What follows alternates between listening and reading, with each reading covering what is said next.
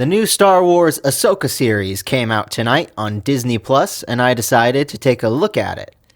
Now, I'm going to be spoiling this show, so I will quickly give my non-spoiler review. It's very mid. If you're a Rebels fan, you will like this show, maybe. And I feel like to watch this show, you have to have seen the show Rebels, which was a kids' show on Disney XD. A lot of the episodes in the Rebels show were pretty childish, which I didn't really like, but there were some that were alright, like the ones with Darth Maul and Ahsoka. But overall, my opinion of Disney Star Wars has been soured since The Last Jedi. The reason is they took my favorite character, or one of my favorite characters, Luke Skywalker, and turned him into a grumpy old man, which was not the character of Luke Skywalker, but that is for a separate video. Point is, ever since The Last Jedi, I have had a sour taste for Disney Star Wars, and don't really consider it Star Wars in my opinion, including Rebels. This may be negatively reflected in my review, but so be it. Jedi. Alright, non-spoiler, if you like Rebels, you'll like this show. If you don't like Rebels, you won't like this show. If you don't like Disney Star Wars, you're not going to like this show. Anyway, let's move on to the show. The show is most likely going to be based on the Heir to the Empire series, which was written by Timothy Zahn, which includes Luke, Han, and Leia post Return of the Jedi, rebuilding the Republic, when the Grand Admiral Thrawn comes out of the shadows to take over the Empire. And he's a very cunning and formidable foe, even going up against a Jedi like Luke Skywalker. Instead of just adapting that awesome story into a comic or a cartoon show, instead they put Ahsoka in Luke's role, and all the other characters from Rebels that survived, like Sabine and Hera, they're filling in the roles of Han and Leia instead. This is a sequel to the show Rebels, but in live action. I will say it was kind of cool to see an opening credits in the beginning, but it came off very fan-filmy. In fact, the whole show came off extremely fan-filmy, if that makes any sense. The opening scene is, to me, somewhat of a homage to when the good guys board the Death Star in the original Star Wars to save the princess, but this time it's the bad guys boarding the good guys' ship, kind of like the beginning of The New Hope, to get their bad girl prisoner, who is a Dathomir Night Sister. Also, you'll have to have watched the Clone Wars to understand this show as well. Forgot to add that. The bad guys tell the Rebels that they're Jedi, and the Rebels captain guy didn't believe that they were Jedi, but he still let them on. And even if they were lying, or if they were bad guys that had the Force, why would you let them on? Because they're going to overpower you. There was another hallway lightsaber scene, woohoo! I will say rest in peace, Ray Stevenson. Now we're introduced to Ahsoka, and she's after a map. Another map, as a MacGuffin. Woohoo. It seems like Filoni was paying homage to Raiders of the Lost Ark with this scene. It also reminds me of the map room, how she has to get it exactly right to get it all pointed in the right direction. Once again, I feel like this is a homage to Raiders of the Lost Ark. If you're getting what I'm getting at here in the beginning, there's a lot of reused stuff, nothing super original, nothing super exciting. I feel like I've seen this done before many times and executed better as well. This was 15 minutes in. Nothing is new to me, at least. Everything seems rehashed off of something else. She runs into two droids and I think some bad guys. I don't really remember already. And they self-destruct, but you know, the self-destruct sequence takes quite a long time, which is very convenient for her to get out. Ahsoka, that is. You know, I'd like to know where Luke Skywalker is during this crisis. Why haven't you called him? I know this is Ahsoka's show, but when two people pop out of nowhere that can use the Force very well, they plundered a Republic ship, don't you think that Luke Skywalker would come out, the guy who saved his father's life and helped his father turn back and help destroy the Emperor? Don't you think that he should be called to help fight this new Force-wielding threat? I don't know. I think he can pause whatever he's doing if he's looking to build a new Jedi Order. You know, there won't be a new Jedi Order if the Empire comes back. Let's continue. Sabine has become so rebellious now, too. I mean, she was always before being an artist and all, but she won't even go to meetings anymore, or group gatherings, I guess. And, I don't remember in Rebels I remember her using the Darksaber at times because she was Mandalorian, but I don't remember her specifically training to use a lightsaber for the Force. So this is a new development for me. If I'm wrong, I'm sorry. Discount this opinion, but it just came out of nowhere for me, and it's just like, oh, another Force user, especially another female Force user. There are so many female main characters in this. The only male main characters were introduced so far is Ray Stevenson's character and a droid, and then the captain that died in the beginning, but whatever. Also, Sabine being Force sensitive once again contradicts Yoda in Empire Strikes Back, along with Ahsoka being alive. Honestly, Ahsoka shouldn't have been alive. She should have died in the Clone War or died with Vader and Rebels fighting him, because where was she when the Rebels needed her? Just like where's Luke right now? Where was Ahsoka when the galaxy was on the line? Come on. It's so frustrating, these continuity issues that don't make any sense for storytelling.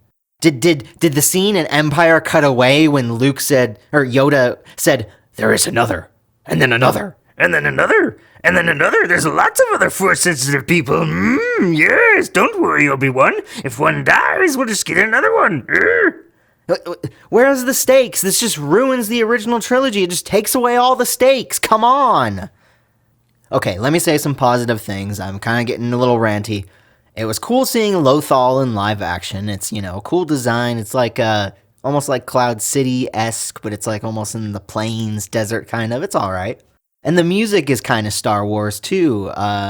It's the same guy who did the Rebels music. I saw his name in the credits. I can't remember now, but he does a good job getting the essence of John Williams in a way, and I thought it was okay. Nothing amazing, but okay. Oh, and Ahsoka says, I go where I'm needed. But like I said earlier, you were needed when the Empire was wiping out Jedi, and there was only a couple left, and Luke was stopping Vader. You kind of could have helped, and you weren't there. The acting in both these episodes is just so dull. They used to have fun in these movies and stuff, and it doesn't seem like these actors are having fun. It seems like they're just on the volume on the green screen. They just have to... They got their lines maybe an hour before they were shooting, and they don't really have the time to put the character into it. It's just read the lines and move on. I don't feel any of these. I guess the only character I kind of feel is Chopper, because he just... I was never really a big fan of the Sabine character. In this show, I'm, once again, not really a fan. I do like how Ahsoka recognized her mistake of abandoning Anakin, the Jedi, and then Sabine, who apparently was her apprentice for a time.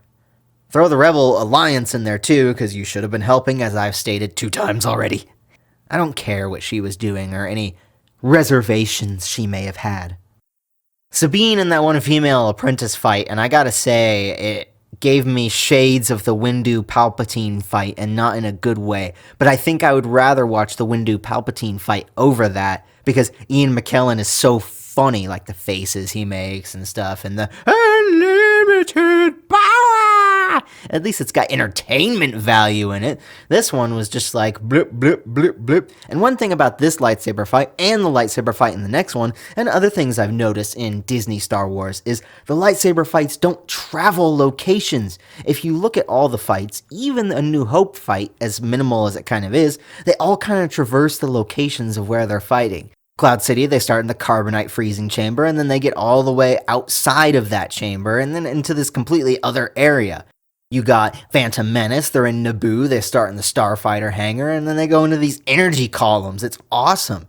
When our lightsaber fight is moving around, it gives us a sense of scale, and it gives us a sense of finesse and speed and strength that these fighters have, that they can just go on and on and on at these locations, just like an elegant dance of war. It's fantastic, and that's not here. It's just hit my mark, pull away, hit my mark.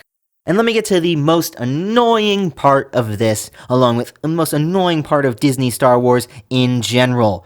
Why did Sabine survive being stabbed by a lightsaber? Come on. How many people in Disney Star Wars have survived being stabbed by a lightsaber? It's so freaking stupid. It takes away from the coolness of the lightsaber, from the danger of the lightsaber, and it takes away from those who have died from being stabbed from a lightsaber. Let me think of one, pretty important one. Qui-Gon Jinn. You take away from his death. You take away from any other person's death. What? Because they didn't get medical attention in time? What? Because Obi-Wan didn't know how to force heal by the time? It's stupid. It's a waste of time, and it ruins the characters and lore of the lightsaber. Fuck you, show.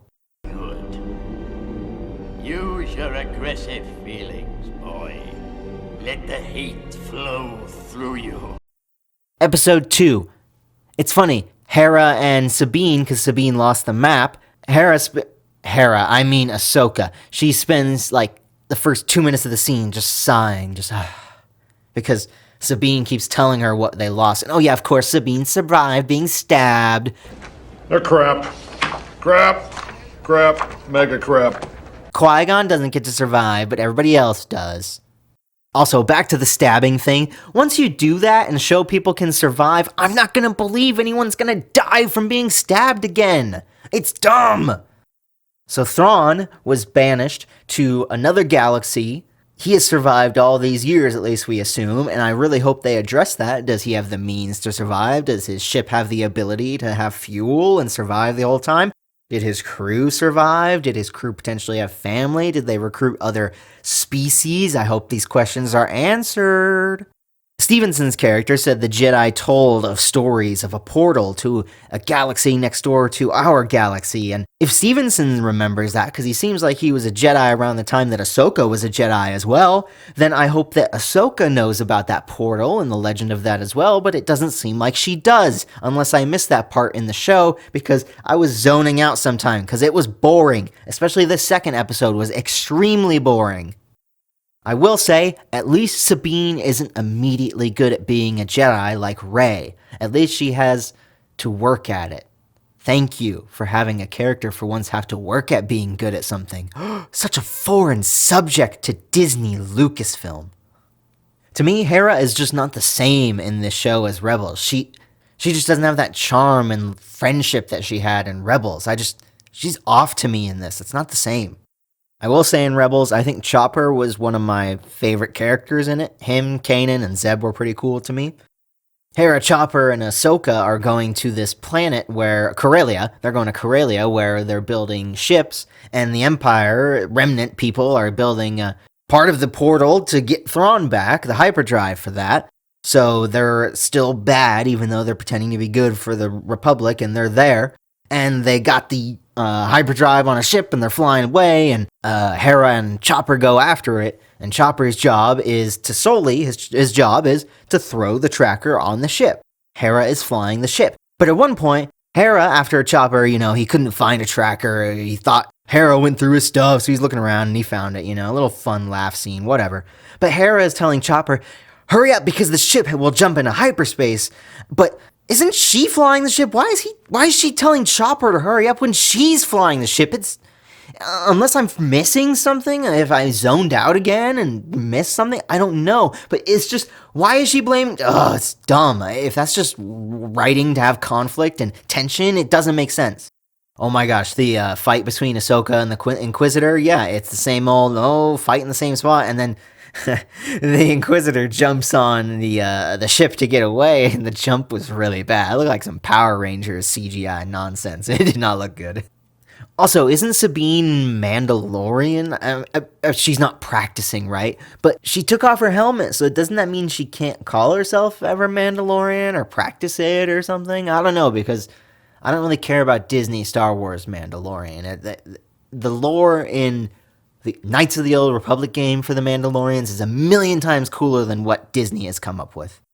Also, they couldn't made the remnants of the Empire in the Corellia, the bad guys. They couldn't have made it more obvious that they were actually bad guys. I mean, they were wearing red. Their command center was all decked out in red. The droids were red. I mean, we're not bad even though we're dressed like Nazis. Come on. Where's the subtlety? This episode was extremely boring, episode 2. First episode was more entertaining, but I still didn't like it. But I will be generous to episode 2. 5 out of 10. Okay, I don't know if I'm going to finish this show. I will do episode 3. It's going to be one episode at a time for me because this was painful. I had to pause it a couple times, and yeah, we'll see. And this was super off the cuff. I just went off my notes that I have. 5 out of 10 so far. I would only recommend this show for people who are fans of Rebels, Clone Wars, and Ahsoka. That's it. Otherwise, I feel like you won't care or will be lost. See you all next time here in the Junkyard! Oh, and don't forget to like, favorite, subscribe, share on Rumble. Please follow and like and all that stuff. And thank you. Comment down below and have a good rest of your day.